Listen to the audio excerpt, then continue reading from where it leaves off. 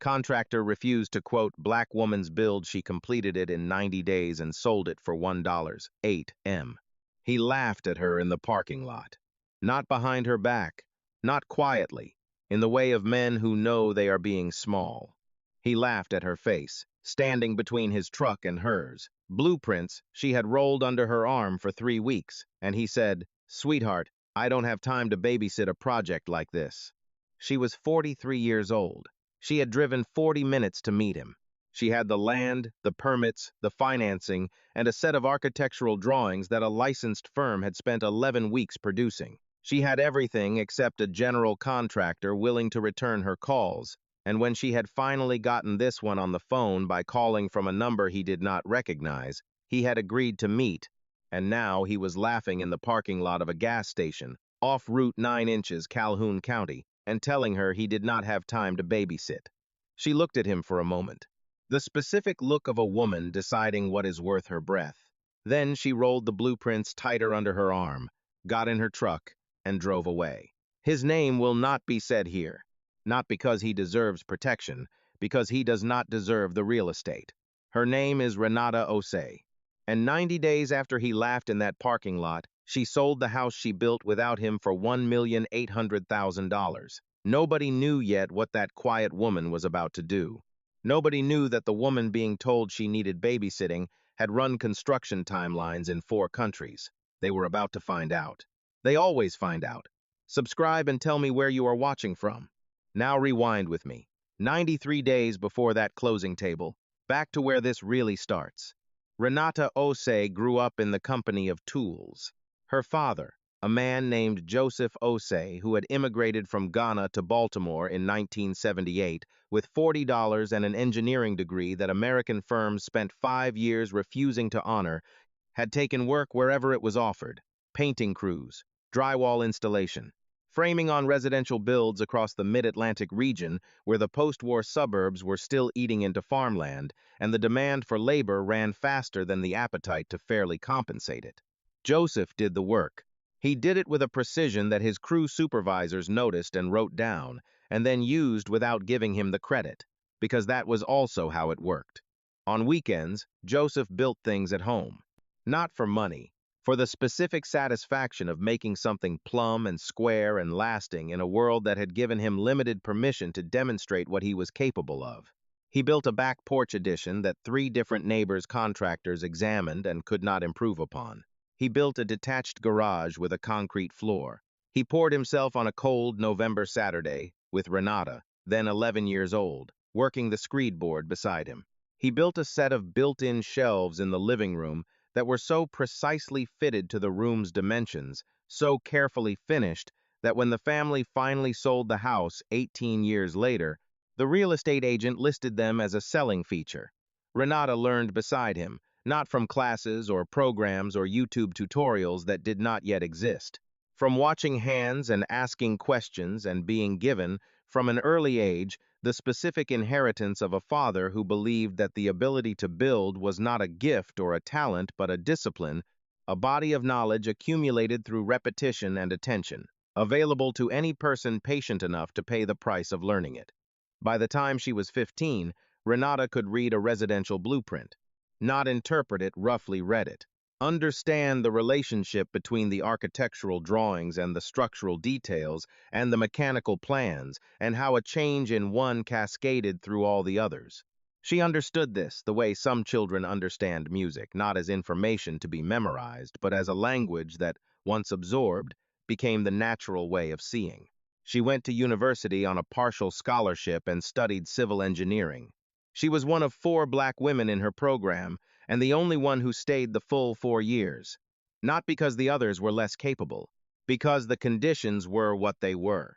Renata stayed because Joseph had taught her a second lesson alongside the blueprint reading and the screed board, a lesson he delivered not with words but with the daily witness of his own persistence. The lesson was this: the room does not have to want you in it for you to belong there. You belong where your competence takes you. Carry it in and set it down and get to work. She graduated. She took a project management position with a regional construction firm.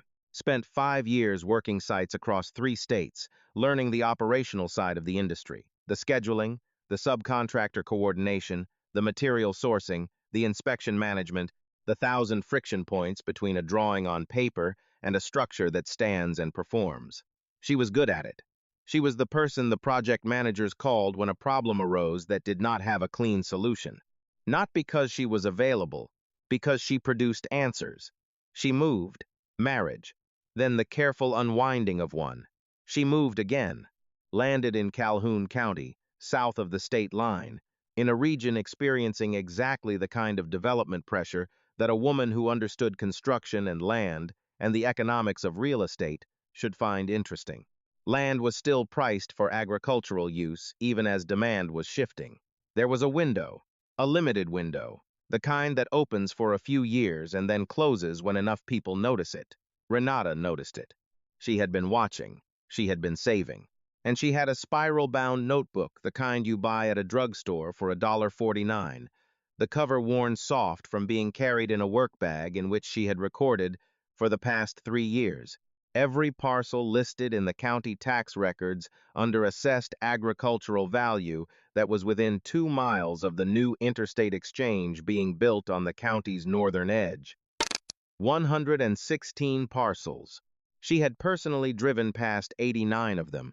She found the land in February, 4 acres, a slope to the south that would allow passive solar gain in winter and natural cooling in summer, access to county water and sewer within reasonable tapping distance, mature hardwood trees that would provide shade for the rear of any structure built on the upper third of the parcel, a price that was, by her analysis, approximately 40% below where it would be in 2 years. She bought it in March. She had a licensed architect produce the drawings over 11 weeks. She knew exactly what she wanted, not a generic spec house built to a template. A specific building, 4 bedrooms, 3.5 baths, 1,100 square feet on the main level, designed with precise ceiling heights and window placements that captured the southern light and the view to the hardwood slope. A screened rear porch, because this was the South, and because screened rear porches made people feel something that was difficult to put a dollar figure on, but that the market consistently paid for. A kitchen designed around actual cooking, with a 10-foot island and commercial-grade ventilation and a prep sink positioned so that a person cooking could look through the window at the tree line. She had the drawings. She had the financing. She had the permits, approved by the county after 6 weeks of back and forth that she handled herself, because she knew how to talk to building departments. She knew what they needed to hear and in what order. What she needed was a licensed general contractor to pull the permit and run the build. This was the part that the system had other ideas about. The first contractor she contacted did not return her calls. The second returned 1 call, asked 2 questions, and then went silent. The third met her at the property, walked it with her for 40 minutes, said he would have a proposal to her by Thursday, and she never heard from him again. The fourth told her the project was outside his current capacity. The fifth said the same thing in different words. The sixth took the call from the number he did not recognize, agreed to meet, and laughed at her in a gas station parking lot off Route 9. 6 contractors, 11 weeks of attempts. 40 minutes of her life, minimum, per interaction that went nowhere. A building permit with a start date window that was not infinite. She drove home from that gas station parking lot and sat at her kitchen table with her notebook open, a blank page. She picked up her pen and wrote 1 line at the top. Then she picked up her phone and called a woman named Delphine. Delphine Marchetti was 67 years old, semi-retired, and held a general contractor's license that she had carried for 31 years. She had built houses, renovated commercial spaces, run industrial projects.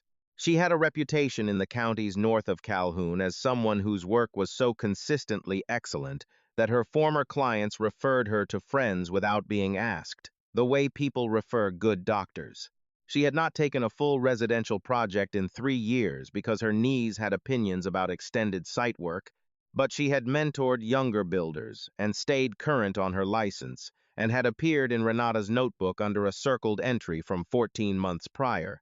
When Renata had heard Delphine's name mentioned at a county planning commission meeting and had written it down with a note beside it that said, "Keep," Renata presented her situation to Delphine without editorializing. The land, the drawings, the permits, the financing, the 6 contractors. Delphine listened. At the end, she said, "I'll pull the permit. I'll be your GC of record. You'll run the build." Then she said, "You can run the build?" Renata said, "I've been running builds since I was 19. Delphine said, "I know. I asked a friend. I needed to hear you say it." That was Tuesday. Delphine submitted the permit amendment on Wednesday. The county processed it in 4 days because Renata had already done the relationship work with the inspectors, and the paperwork was in perfect order. Ground broke the following Monday. Renata gave herself 90 days. What 90 days means on a 4-bedroom residential build is not what most people imagine. Most people imagine construction as a sequential process: pour the foundation, frame the walls, close in the roof, rough in the mechanical systems, finish the interior. And it is sequential. But the sequences overlap and interlock, and the management of that overlap is the entire craft of the general contractor. Getting the foundation crew's schedule aligned with the framing lumber delivery, aligned with the structural inspection window, aligned with the mechanical subs who have their own competing commitments on other job sites.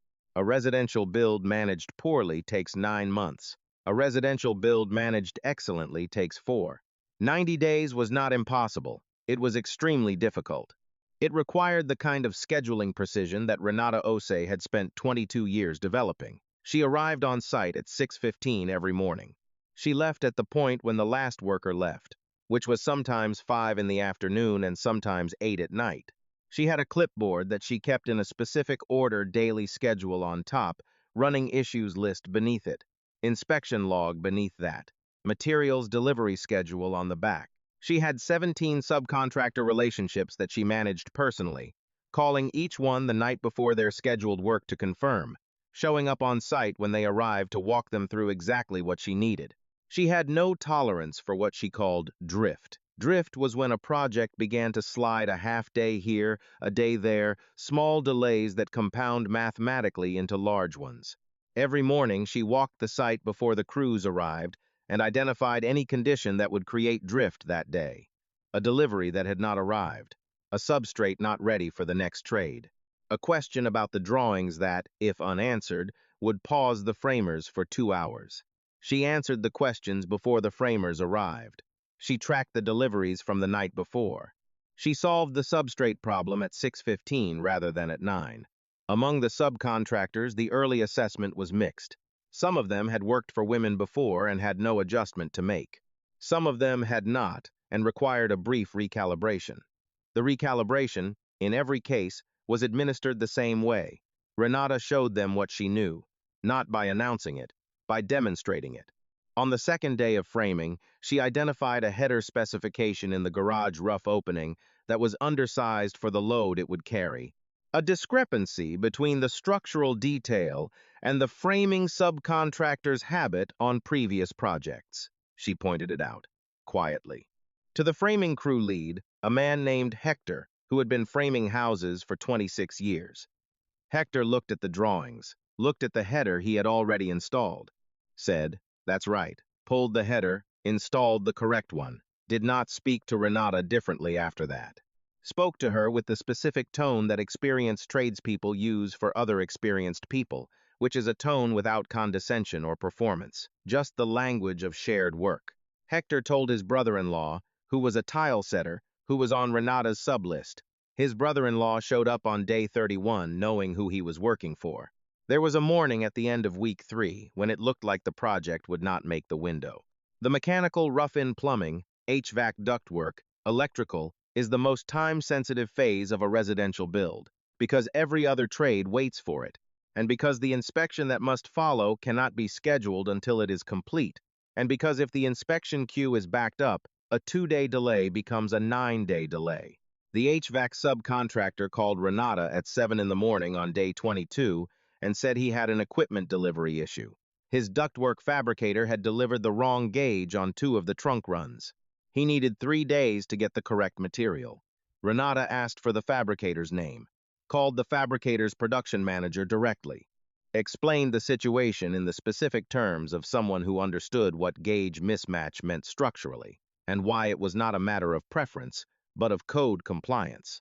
The production manager initially said he could not move the order up. Renata said, I have a county inspection booked for day 26. If I miss that inspection, I rebook. The next open slot in this county's HVAC inspection queue is 12 days out. That 12 days costs me approximately $9,000 in carrying costs, and my financing is not structured to absorb that.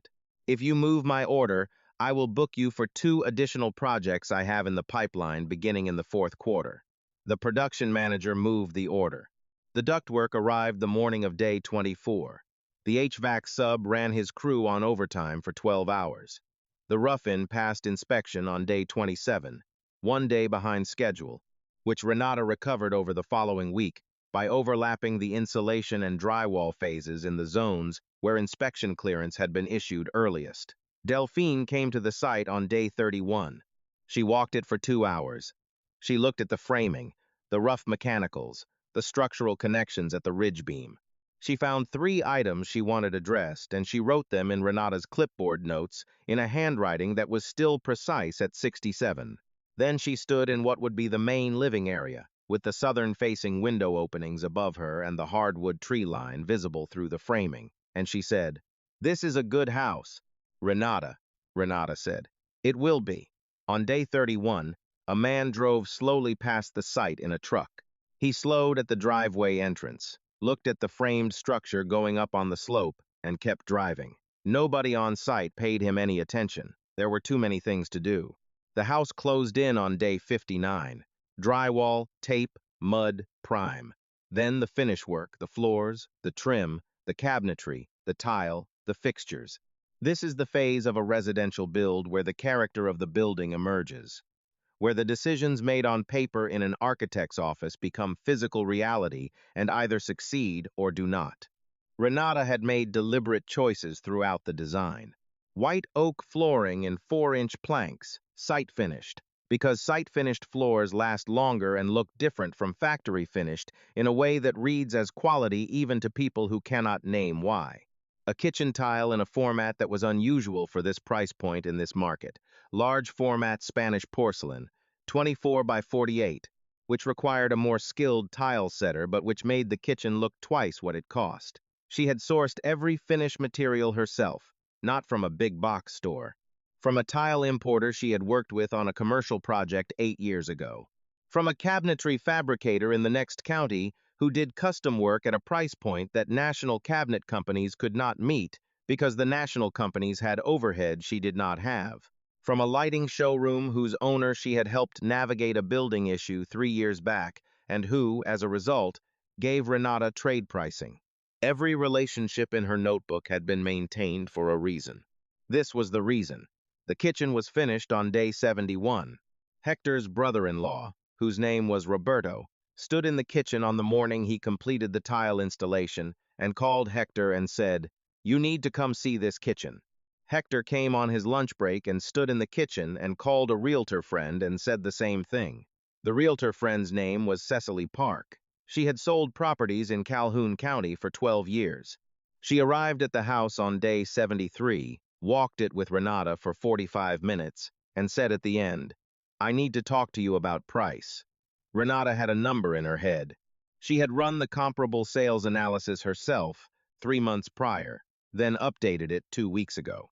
She knew what houses in this county were selling for at this finish level, and she knew that houses at this finish level did not often appear in this specific location, and she knew what the interstate exchange would do to values in the 2-year horizon.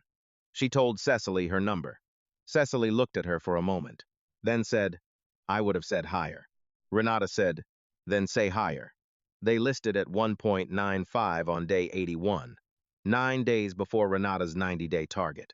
The photography was done by a firm that Cecily used for her highest value listings. The listing went live on a Thursday morning. By Friday afternoon, 6 showings had been scheduled. By Sunday evening, there were 4 written offers. One of them was a cash offer. On day 90, Renata sat at a closing table in the office of a title company in Calhoun County and signed the documents for the sale of the property she had designed, permitted, built, and sold in 90 days. The final sale price, after negotiation, was $1,800,000. Her all-in costs, land, drawings, permits, labor, materials, financing had been $912,000. Her net, after commission and closing costs, was $863,000. She sat at that closing table in a cream-colored blazer she had bought for project management presentations 12 years ago and never found the right occasion to wear. She had found the right occasion. Cecily Park, sitting across the table, watched Renata sign and said, quietly, so only Renata heard, "That contractor who turned you down, you know he drove past the site." Renata kept signing. Without looking up, she said, "I know. Do you want to know what he said when I ran into him at the county planning meeting last week?" Renata set down her pen, looked at Cecily. Cecily said, "He said he should have taken that job." Renata picked up her pen. "Signed the last page." "Yes," she said. "He should have." She slid the documents back across the table and stood up, walked out of the title company into the afternoon light of a Tuesday in Calhoun County. She called her father. Joseph Osei answered on the second ring. He was 74 now. He had retired from fieldwork, but not from thinking about it. When Renata told him the number, he was quiet for a long moment. Then he said, "That's a good pour." She laughed. The specific laugh of a daughter who knows exactly what her father means. A good pour, a concrete floor, poured level and plumb, that does exactly what it was made to do. She said, "It was, Dad." Renata Osei did not stop. She used the proceeds from that sale to acquire 2 additional parcels in the same county over the following 6 months. She hired Delphine as a consulting GC on both, and added 2 new subcontractors to her network, a Finnish carpenter named Davis, who had been referred by Hector, and an electrician named Simone, who Renata had found by asking Roberto, because Roberto seemed to know everyone. The first of the 2 new builds closed 14 months later. The second, a slightly larger project on a more complex site, closed 4 months after that. By the time the third closing happened, Renata had incorporated a small development company. She gave it her grandmother's name. Her grandmother, a woman named Abena, had come from Ghana to Baltimore 1 decade after Joseph, had worked as a seamstress, and had purchased a row house in East Baltimore in 1991 for $43,000 in a neighborhood that every financial institution she approached said was not worth investing in. She had renovated it herself, room by room, year by year, the way you do when you do not have the money to do it all at once. When Abena died in 2019, the house was appraised at $312,000. The company's name was Abena Development. The county building department, where Renata had spent 18 months cultivating relationships with inspectors and plan reviewers, knew the name within 6 weeks of incorporation. They knew it because projects bearing it came in on time, with correct documents, without errors that required resubmission. In a county building department that was chronically understaffed and where a significant portion of permit applicants submitted incomplete or incorrect packages, a consistent, competent applicant was not taken for granted. The head of the county's building inspection division, a man named Arthur Goines, who had been in the job for 16 years, mentioned Abena Development at a county planning commission meeting, not in a formal way. The way people mention things that are working, almost reflexively, the way you recommend a restaurant to a friend before you have consciously decided to do it. 3 developers in the room heard the name. By the end of the following year, Renata had 2 partnership inquiries from regional developers who wanted to work within her operational structure because her timelines and cost control were things they could not reproduce internally. She engaged with both of them carefully. She knew the value of what she had built. She knew the difference between a partnership and an absorption, and she had spent her career watching the 2 get confused. She negotiated terms that maintained her operational independence and her brand identity and her right to choose her own subcontractor relationships. One of the developers agreed to her terms. The other did not. She worked with the one who agreed. On a Thursday morning in November, Renata Osei sat in the office she had rented in a converted mill building on the county's western edge and opened a new notebook, not a drugstore spiral. A proper bound journal, navy blue cover, one of 8 she had purchased in advance. Because she had looked at the pipeline she was building and done the arithmetic and understood how many notebooks she was going to need. She wrote the date on the first page. She wrote the parcel address. She wrote the acquisition cost, the projected build cost, the projected sale price, and the projected timeline. Then she wrote, in the small, precise handwriting of a woman who has been taking notes since she was standing on a screed board in November beside her father. The room does not have to want you in it. Carry it in and set it down and get to work. She turned the page and began the build sheet. In a house that did not yet exist, in a county that was still deciding how to understand what had arrived inside it, a woman was building something lasting. The room does not have to want you in it. Carry it in and set it down and get to work. What I cannot stop thinking about is the notebook. Not the first one, not the worn drugstore spiral, with the 116 parcels circled, and the entry that said, keep beside Delphine's name. The new one, navy blue, 8 purchased in advance. The woman who looked at what she was building and bought the notebooks before she needed them, because she already knew she was going to fill them. That is not optimism. That is the posture of someone who has made a decision that does not require the room's permission to be real. She did not buy those notebooks to feel good about herself. She bought them because she had a pipeline and a pen and she was going to work. And here is the thing that settles into me and will not leave. The contractor who laughed in that parking lot, he was not the obstacle. He was a signal. Every door that did not open told her something about the shape of the door she needed to build herself. Every unreturned call told her something about who she would and would not need when she was finally in the position to choose. The system that turned her away built the conditions for a version of her work that no one could gatekeep, because she owned the land, pulled the permits, ran the crews, and held the deed. The room did not want her. She built a better room. So here is what I am asking you to consider, and I want the uncomfortable version of the answer, not the easy one. Is there a door you have been waiting for that you already have the tools to build? Not the tools you wish you had. Not the resources the room told you were required before you could begin. The tools you actually have, right now, that you have been carrying so long you have stopped feeling their weight. One word in the comments. The tool. The thing you have been carrying that the room has not thought to ask about yet. If this story belongs to someone you know, someone who has been turned away from a door they deserve to walk through, share it with them today. Not tomorrow, today. Subscribe if you have not. These stories are not going to run out, because the people in them never did. And next time, I want to tell you about a 70-year-old Vietnamese woman who showed up to an audition for a regional orchestra in a city that had never admitted a woman her age to the first chair carrying an instrument she had. Repaired herself, string by string, over 40 years in a back bedroom in Houston. Same story, different hands, different room. I will see you there.